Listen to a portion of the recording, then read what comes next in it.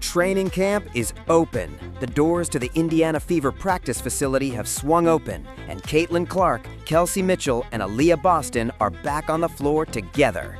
The smiles are real, the energy is real, but beneath the Media Day photos and the team's carefully managed PR narrative, there is a complex, multi-layered tactical and cultural war waiting to unfold on the hardwood. Kelsey Mitchell is coming off a phenomenal stretch of basketball, and her ability to play off of Caitlin Clark's unprecedented gravitational pull creates the most lethal backcourt in the WNBA. When you have two guards who can pull up comfortably and accurately from 30 feet, the opposing defense is mathematically stretched past its breaking point. It forces opposing coaches to make impossible decisions in pick-and-roll coverage. Step up on Clark, and Mitchell cuts backdoor. Hedge hard on Mitchell, and Clark pulls from the logo. From a pure personnel standpoint, the Indiana Fever carry enough offensive firepower to compete with any roster in the league. But raw talent does not win championships. Elite utilization of that talent does. That distinction matters enormously right now, because the most underrated addition to this roster is not who the mainstream analysis is focused on. Monique Billings was spotted at the practice facility on day one of camp, and most coverage treated the signing as a simple depth move. That is the wrong read entirely. To understand why, you need to understand a concept most broadcasts never bother to explain: the difference between horizontal spacing, post-gravity, and vertical spacing. Caitlin Clark is the undisputed master of horizontal spacing. She pulls perimeter defenders away from the paint the moment she crosses half court with a live dribble. Aaliyah Boston provides elite post-gravity. She commands physical double teams on the block, dragging defenders to the baseline. What the Fever lacked throughout last season was vertical spacing, a rim-running, explosive athlete who could slip a screen, catch a lob, and finish above the rim at the top of her jump. Monique Billings provides exactly that.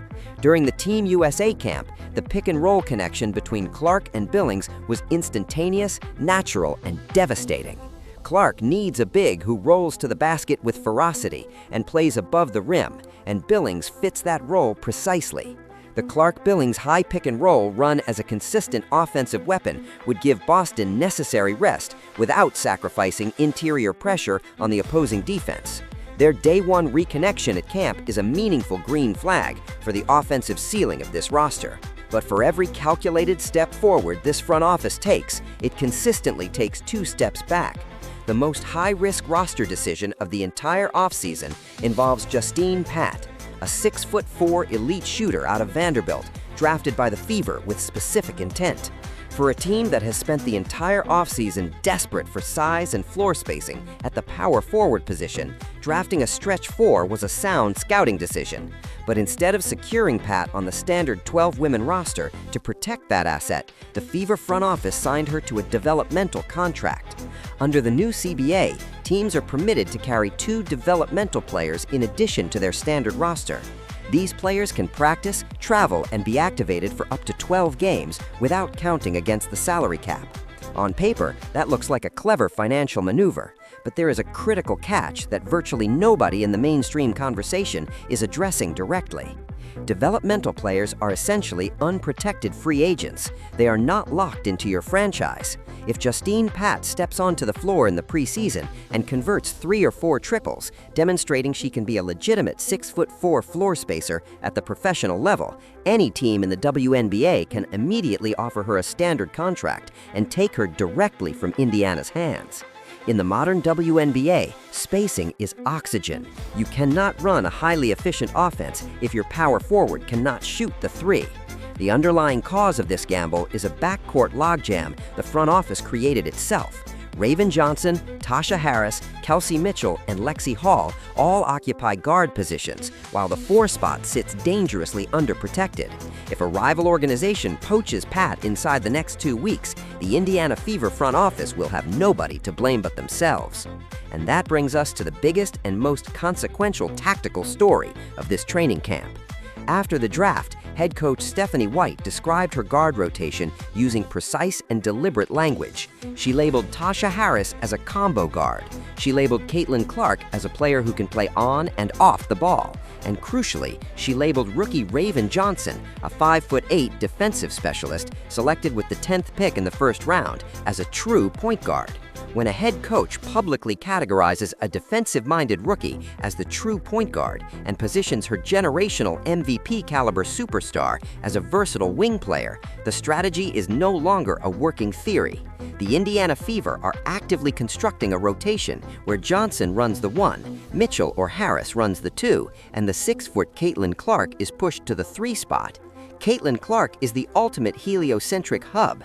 Taking the ball out of her hands is the equivalent of buying a Formula One race car and forcing it to deliver groceries in a school zone.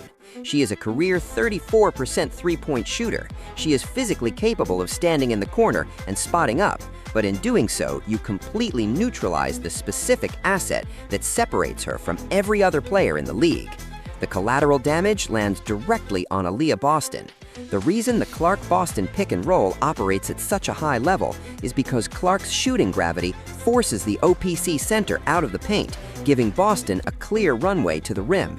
If Johnson brings the ball up the floor and the defense sags below the three-point line, which they will because they have no reason not to, they pack the paint and eliminate the driving lanes. Clark, positioned in the corner as a spot-up option, does not recreate that pressure. The entire offensive architecture of the Fever depends on Clark functioning as the initiator. The data from last season already resolved this debate. When Caitlin Clark was the primary ball handler initiating the offense, the Indiana Fever boasted a plus 6.4 net rating. When the ball was taken out of her hands, the offense regressed to league average efficiency. The numbers are not ambiguous and have not changed.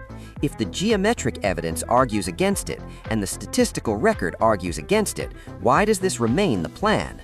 What we are witnessing in Indianapolis is a classic case of system versus superstar complex. Stephanie White operates from the school of basketball built on defensive discipline and low scoring efficiency. When a coaching staff inherits a player whose talent supersedes any playbook, it generates an identity crisis for the organization. If the Fever win a championship by placing the ball completely in Clark's hands, the defining narrative becomes Clark won that ring. If White can constrain Clark inside a structured defensive system and win games 72-65, the narrative shifts to the system and the coaching staff. That psychology is directly shaping roster construction and lineup decisions right now. And that ego-driven decision-making is bleeding into how this organization treats its paying customers. Days ago, Lynn Dunn, senior advisor and franchise architect of the Fever, published a post publicly characterizing the fan base as malicious complainers who damage team culture. The Fever fan base is not a traditional sports fan base. The overwhelming majority arrived because of Caitlin Clark. They purchased the $130 jerseys, the League Pass subscriptions, and funded the new $78 million training facility. When they raise analytical concerns about roster construction or lineup strategy, they are doing exactly what engaged consumers do, protecting an investment. WNBA veteran Erica Wheeler then went online and framed a $150,000 annual salary as a financial insult directed at the working-class fans who spend months saving to purchase nosebleed tickets. That is a cultural miscalculation with measurable consequences for an organization already managing a fragile relationship with a newly expanded fan base. 4 layers of this franchise, the head coach, the team president, the senior advisor, and a veteran player, each took a separate action that alienated the same fan base inside a single week. The New York Liberty and the Las Vegas Aces are refining championship-caliber rosters. The Indiana Fever have 22 days until the regular season begins. The first 5-on-5 scrimmage of training camp will begin to answer the question that the statistics, the geometry, and every front office decision this offseason has been building towards. Who is bringing the ball up the floor? Drop thoughts in the comments, like, share, subscribe to Fast Break Daily